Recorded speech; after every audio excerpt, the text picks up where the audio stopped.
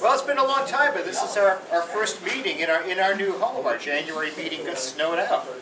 So again, today is what we would have done in January, and I'm glad to see you all here, and I hope we'll have a good time. Anybody who hasn't been to a regular PHSNE meeting before, if you want to stick your hand up and stand up and introduce yourself. No? Okay.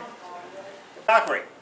Yes. Yes, would you please tell us more about Photographica? Next weekend, next Saturday and Sunday, right here, right in the other hall, we have Photographica 73. It is 67 tables have been sold already. 11,000 people have got the flyer that hopefully all of you have gotten. All the dealers that are in the room today, welcome. And you're one less person I have to call tonight. Thank you. To remind you of the show. If anybody would like to help out, we're always looking for a few good people. Please talk to me. Show of hands if anybody's interested in helping out.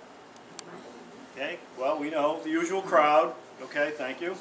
And I will not be at the end of the meeting today, so I'm going to be leaving very shortly. But I hope to see you all next week. Okay, that concludes the necessary business. So without further ado, let's go to Show and Tell. Welcome to Show and Tell. As is the custom, I'll start on the left and the back. And who is it, Larry?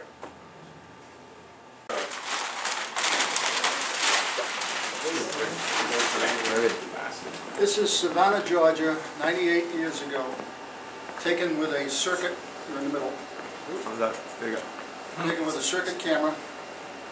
We know the photographer, and you pretty much, all of the detail that's in here, including a Pepsi-Cola sign, which was found, so we know it was around at that time. I've had this rolled up for, I don't know, months, years, whatever, and I got an offer from one of the companies that does matting and framing and things like that, and instead of $360 to mat it and frame it, it was half of that, so I said, okay, let's go ahead and do it. But it's absolutely good. Show and Tell. Everybody knows the Life books on library photography. Again, these things are all over the place. You pick them up for $1. Yeah. As such, I found this one a couple of weeks ago. The reason this is of interest to today's presentation is Ralph's presentation on the Nazi invasion of Poland. One of the examples in the book is by the Nazi photographer Hugo Jager, and the picture is about how Jager preserved his color slides in mason jars and such, and buried them in various places in and around Berlin, and dug them up when he could sneak to them and check them. And they were remarkably well preserved. Time Life bought the collection from him, I guess sometime sometime later. The particular picture they use for example is, I presume sometime in the late 30s. This is Adolf Hitler receiving a birthday present.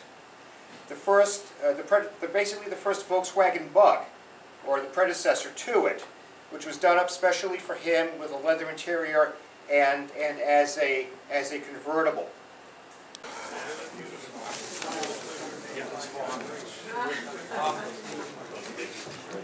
We were lucky enough to get a collection quite a while ago. Okay. And there was a lot of Leica stuff in there. And this particular item here, when I was walking out of the house where the estate was, the guy said to me, oh, he said, wait a minute, this gun stock goes with that stuff too. And I had never seen one of these before. And I've asked people about it, and I've checked in the Leica books, and there's two different versions of it. It was either made in the 30s or it was made in the 50s. Nobody seems to be sure. But it's called the Saber gun stock. The camera is hooked up with two cable releases, And when you press, oh, I gotta do it the other way. No, you won't be able to see it. When you press down here, both cable releases go at the same time. One cable release shuts off this viewer, which is called the VisiFlex, and the other cable release fires the shutter in the camera. Now, these cameras said, one expert told me it was made in the 30s, another one said in the 50s, then you look in the books and they're not sure. So we know somewhere between the 30s and 50s these gun stocks were made. They weren't made by Leica, and they are an aftermarket, but they do bring a pretty decent price at auction if you have one of these. This one here is in beautiful condition. Anyway. In messing around, and I do mess around a little bit, I happen to come up with something that is a little bit on the unique side. Unfortunately, it does not have the Kodak logo on it. It has the Logitech logo, and it's called the Logitech Pixura. This is, in fact, the same as the Kodak DC-40 camera. It is the exact same camera, but it is produced under the name of Logitech Pixura. Now, this was the first quote-unquote consumer digital camera, basically. This camera sold for about $1,000. Not very inexpensive by any manner of means. Back then, $1,000 was a lot more money than it is today. It was a unique piece of equipment. You notice it's somewhat styled like some of the camcorders were. It does not look quite similar to a normal camera, but more like a camcorder. This camera had the capacity of storing 48 photographs in it. No. As Joe mentioned, I do some work at the Charles River Museum of Industry. They got flooded on March 15th with about 13 inches of water from the Charles River, which went up, I don't know, 3-4 feet kind of in a day. A lot of stuff got wet. The cleanup has been very slow. Anyway, I was there the other day, about a week ago, and one of the things we're doing is just cleaning all the metal bits and things like that. So somebody had a box full of gaskets and pieces of metal and stuff like that, and a little piece of paper dropped off, and I looked at it, and there was a label on it which reminded me of something photographic. So I said, let me look at the box. And the box was this one right here, and so I looked at the top of the box, and lo and behold, it says Haloid Rito. Haloid was the predecessor to Xerox. And it also says formerly Haloid Flexo.